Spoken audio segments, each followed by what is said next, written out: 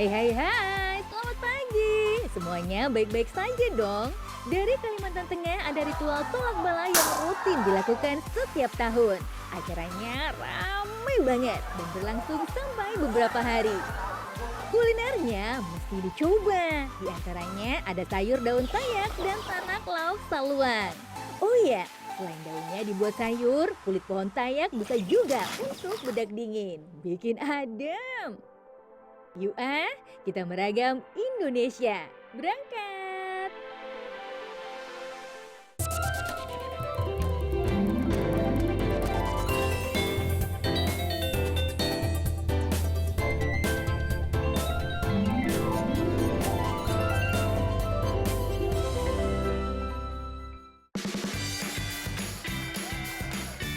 Sahabat, Tewa adalah salah satu kecamatan di Kabupaten Gunung Mas, Kalimantan Tengah. Dari kota Palangkaraya, jaraknya sekitar 4 hingga 5 jam berkendara. Mayoritas masyarakat yang tinggal di Kecamatan Tewa adalah suku Dayak Ngaju, terbagi menjadi 15 desa dengan latar belakang dan kepercayaan yang berbeda-beda. Jadi beragam. Misalnya ketika pelaksanaan ritual tolak bala yang rutin dilaksanakan setiap tahun, yaitu Mapasewu dan menampung sahur. Sejak pagi, masyarakat sudah berkumpul di rumah basir atau pemimpin ritual adat. Mereka bersama-sama membuat ketupat untuk keperluan ritual adat. Ketupat yang dibuat untuk keperluan ritual ada dua bentuknya, yaitu ketupat cinta dan ketupat burung. Ketupat cinta berbentuk jajaran genjang sama dengan ketupat ketika Idul Fitri, hanya saja ukurannya lebih kecil. Ketupat burung bentuknya memang mirip burung, jenis hewan yang disakralkan oleh masyarakat Dayak. Wajib ada dalam setiap ritual adat Dayak Ngaju. Warga yang membantu basir membuat ketupat harus menggunakan gelang kuning yang dihias dengan uang. Namanya peteng. Gelang diyakini akan memberikan kekuatan dan perlindungan bagi orang-orang yang membantu mempersiapkan ritual. Oh iya, selain ketupat, dibuat juga kambungan dari daun kelapa kering yang nantinya menjadi tempat untuk menaruh sesaji. Jumlah kambungan yang dibuat disesuaikan dengan kebutuhan ritual. Kambungan biasanya diletakkan di sudut-sudut ruangan tempat berlangsungnya ritual nanti. Dan 4 kambungan lagi ditaruh di atas pelataran sebagai syarat berlangsungnya ritual. Waktunya ritual tolak bala dimulai, sahabat. Di atas pelataran sudah ada 4 orang yang duduk di kursi panjang yang disebut katil. Sang basir yang menjadi pimpinan upacara lalu melantunkan mantra-mantra suci. Diiringi 3 orang penggapit yang memegang tetabuhan. Suasananya terasa sakral. Sahabat, pelantunan mantra-mantra yang disebut balian menggunakan bahasa Sangiang, bahasa Dayak kuno yang konon di masa lalu menjadi sarana untuk berkomunikasi dengan dewa-dewa. Gak banyak loh yang sampai sekarang bisa berbahasa Sangiang. Sahabat, ritual balian berlangsung selama 3 hingga 4 jam. Namun secara keseluruhan, acara ritual tolak bala ini akan berlangsung 3 hingga 4 hari lamanya. Usai pelantunan mantra-mantra, acara berlanjut dengan pembakaran dupa di depan sebuah guci besar yang disakralkan, yang menjadi tempat sesaji dan menjadi simbol keberadaan leluhur. Acara lalu dilanjutkan dengan ritual selentup, membakar bambu hingga keluar suara layaknya ledakan.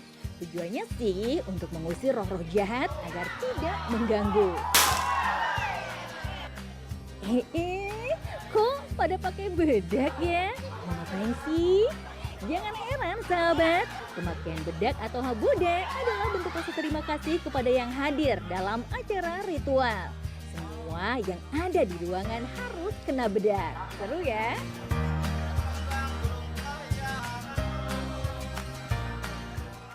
Momen yang ditunggu-tunggu akhirnya tiba. Para peserta ritual tolak bala akan berkeliling desa dengan membawa obor. Basir dan para ketua terus saja melafalkan mantra-mantra untuk mengusir roh jahat. Wah, ramainya. Semoga semuanya berjalan lancar ya, sahabat. Keesokan harinya, acara ritual Mepas Lewu atau Tolak Bala ditutup dengan ucapan terima kasih kepada Damang atau ketua adat desa setempat yang disebut Balian Pabuli Sangiang. Hakoda pun dilakukan kembali sebagai tanda syukur dan berakhirnya ritual menolak bala.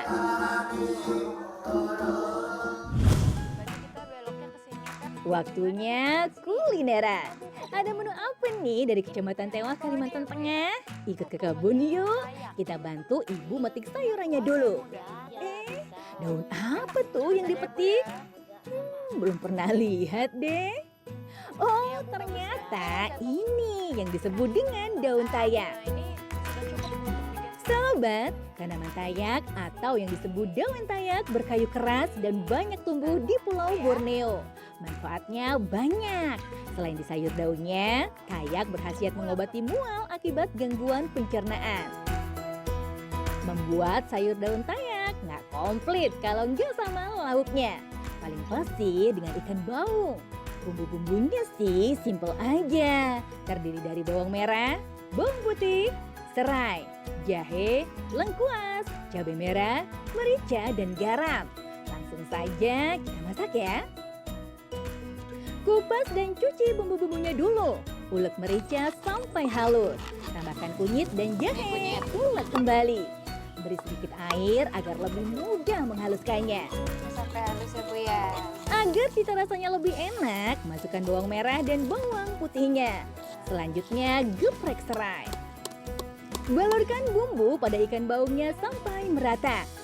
Bagian dalamnya jangan lupa biar meresap sempurna. Eits, ada bahan tambahan lainnya nih khas Pulau Borneo, tempoyak yang terbuat dari fermentasi durian. Nah Bu, ini kenapa kita pakai tempoyak sih Bu?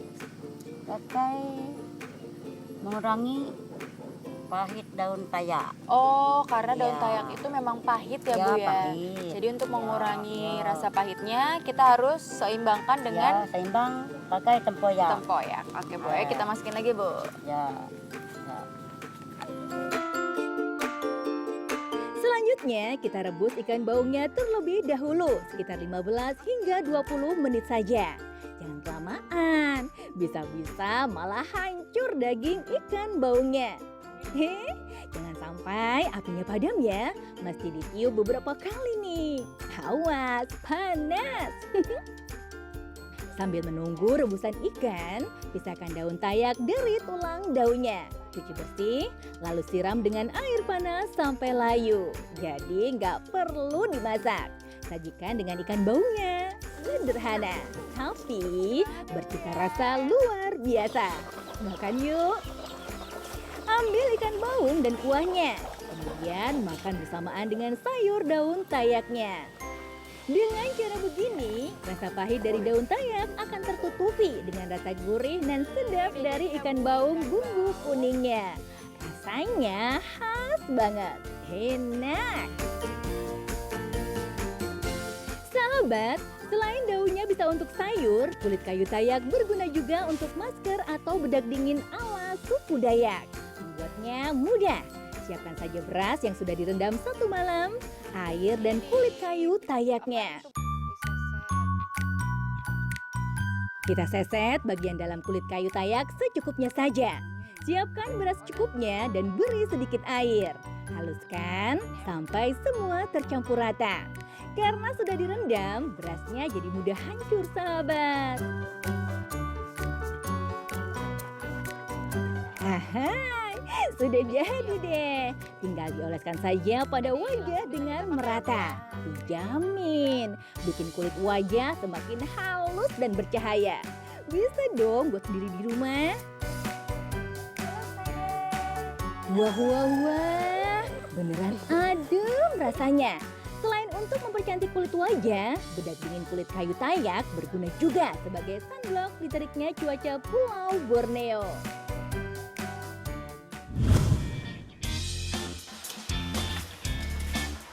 Sahabat, dari Kecamatan Tewah kita lanjut ke Kota Palangkaraya.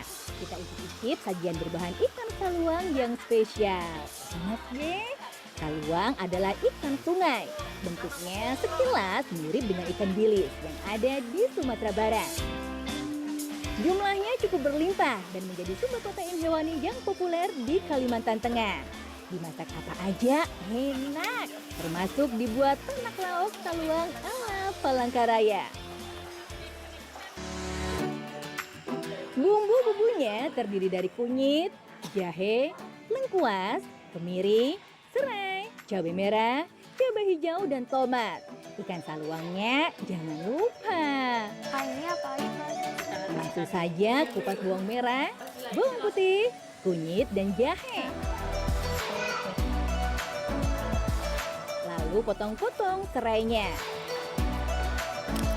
Tumis semuanya sampai halus merata.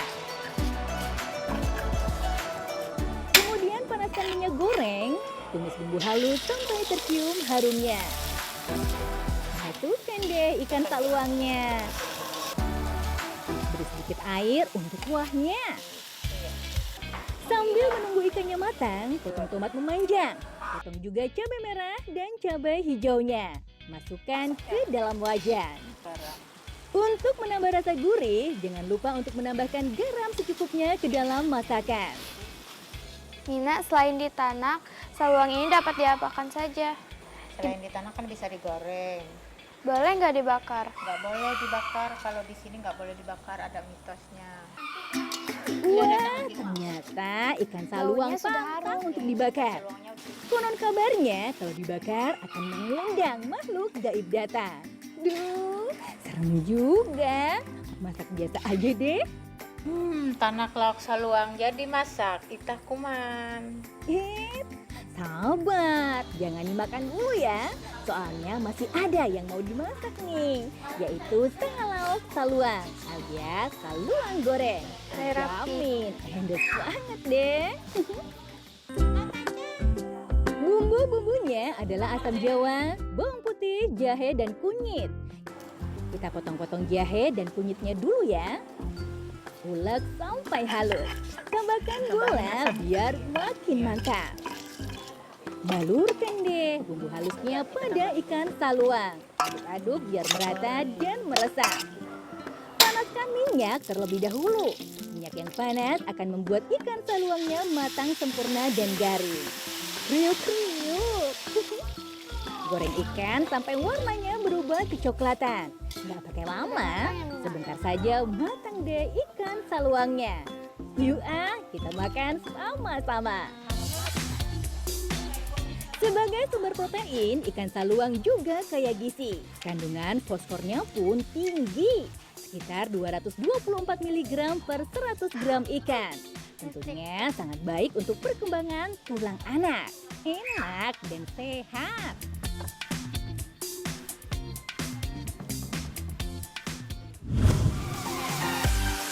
Sahabat, jangan kemana-mana dulu ya, karena selepas jeda komersil berikut, Ragam akan kembali dengan info menarik selanjutnya. Tetaplah di Trans 7.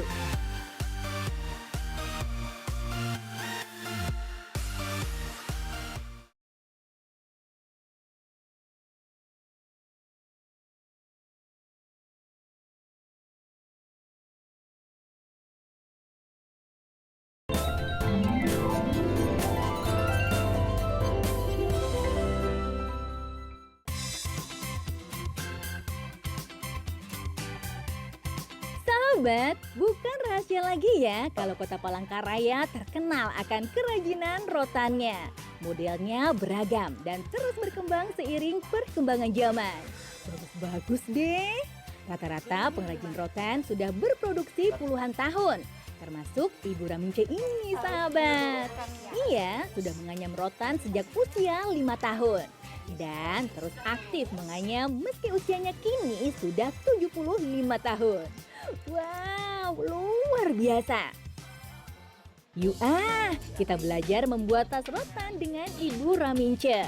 Kita sesat rotannya dulu ya untuk menghaluskan permukaannya dan membuat rotan menjadi semakin lentur. Oh iya, ngomong-ngomong rotan, seperti apa sih yang bagus untuk diolah menjadi kerajinan? Penasaran deh? Dari pohonnya itu 2 meter, dipotong. Potong sampai di pucuknya sana 1,5 meter. Yang kita ambil adalah di tengah-tengah. Umur rotan yang bagus untuk anyaman rotan 18 bulan. Selanjutnya, belah rotan menjadi 2 bagian. Nah, pada proses ini, kalau masih pemula harus ekstra hati-hati nih. Karena kalau tidak, rotannya akan sobek di tengah-tengah sebelum mencapai bagian akhirnya. Rotan yang sudah dibelah, lalu diserut dengan alat khusus untuk menghaluskan dan meratakan tekstur rotannya. Jadi, lebih mudah dianyam. Proses penyerutan disesuaikan dengan ukuran lembaran rotan yang kita perlukan. Biasanya untuk menganyam tikar, rotan yang digunakan lebih kecil-kecil jika dibandingkan dengan bahan rotan untuk membuatan.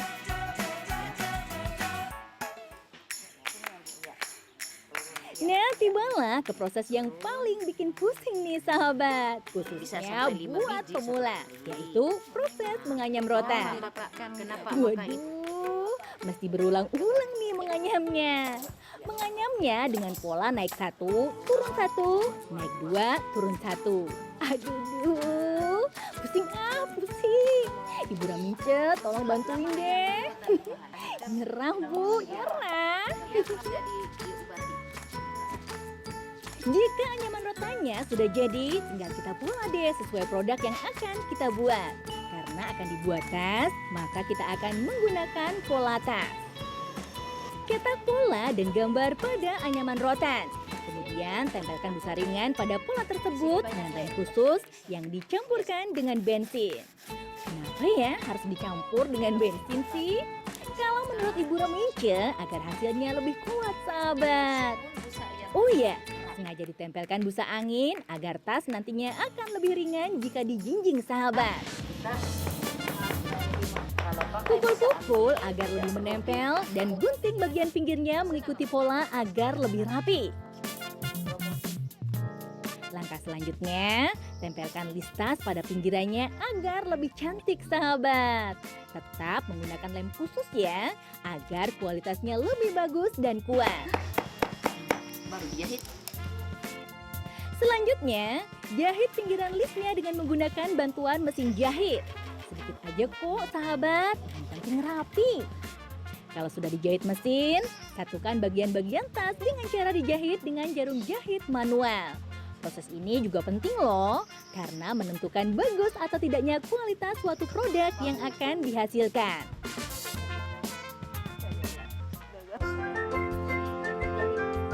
Aha, sudah jadi deh tasnya. Duh, cantik-cantik banget ya sahabat. Warnanya ada yang merah, coklat, ungu, wah, jadi bingung nih mau pilih yang mana. Semuanya boleh nggak? Ahai. Sahabat, motif yang ada pada tas rotan juga bermacam-macam. Ada motif cengkerik, batang garing, kodok berenang, dan lambehu gerantung. Namun, yang paling diminati oleh pembeli sih tentu saja motif batang garing sahabat, yaitu motif yang menjadi ciri khas kota Palangkaraya. Kerajinan rotan dari Palangkaraya tak hanya diminati pasar dalam negeri.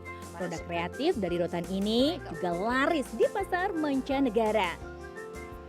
Peminatnya datang dari Amerika, Jerman hingga Belanda. Keren kan? Harganya juga nggak terlalu mahal kok, berkisar antara Rp250.000 hingga Rp500.000 untuk produk tas cantiknya. Produk lainnya juga nggak kalah keren, tinggal pilih aja mana yang disuka. Made in Indonesia memang juara, bikin bangga deh.